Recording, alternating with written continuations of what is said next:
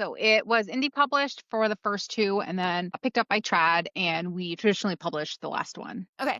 And what would you say are like the big differences in that process, the writing process? Because you also have more trad pub contracts coming. Yeah, so my next trad is in May of next year. And I think the biggest difference between indie and trad for me is more timeline than anything else. Timeline and like control, right? So for my indie published book, like I have complete control of this cover, right? Like this was all out of my brain. Whereas, and not that it's a bad thing, but whereas in trad, usually it's kind of decisions by committee, right? It takes a Mhm. lot longer and you're making a lot more decisions kind of as compromises rather than you being like the last and final decision, which is a great thing and also not a great thing. Like it's kind of like what you like. And the biggest thing is timeline for me. Editorially, most of my books go through the same process, regardless of if it's traditionally or indie published. So they sound the same, but the biggest difference for me is like how it's put together, what the package looks like at the end. And indie publishing also gives you a lot more in terms of like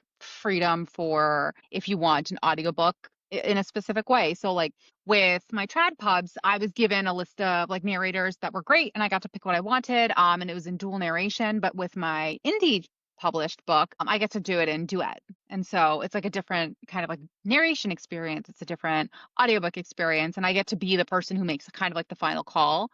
And so they both have their benefits. I mean, indie publishing, you are the final call. So you are constantly bogged down with like little hiccups, you know?